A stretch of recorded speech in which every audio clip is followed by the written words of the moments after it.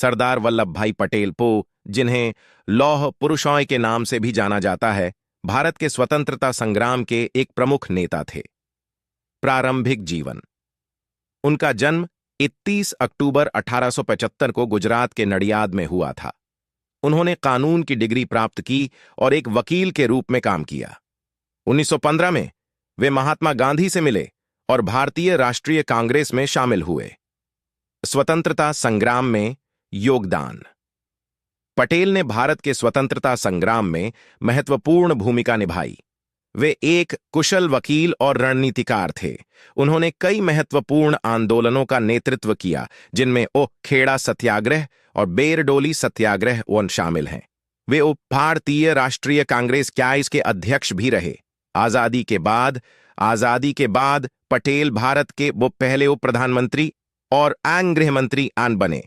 उन्होंने भारत के 565 रियासतों देश को एकजुट करने में महत्वपूर्ण भूमिका निभाई। उन्हें भारत का लौह पुरुष के रूप में जाना जाता है। मृत्यु। 15 दिसंबर 1950 को पटेल का निधन हो गया।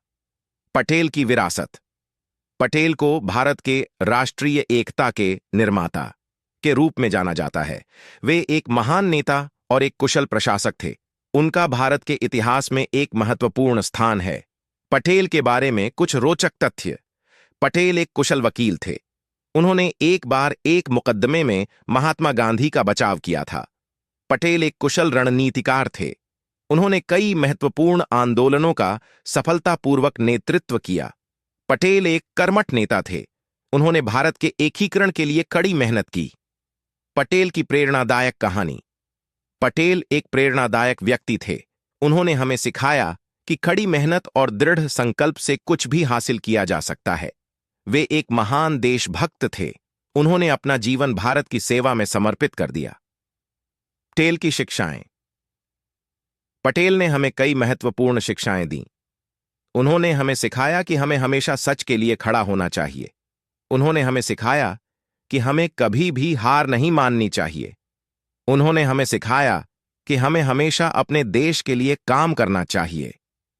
पटेल एक महान नेता थे जिन्होंने भारत के इतिहास में महत्वपूर्ण योगदान दिया। उनकी प्रेरणादायक कहानी और शिक्षाएं हमें सदैव प्रेरित करती रहेंगी।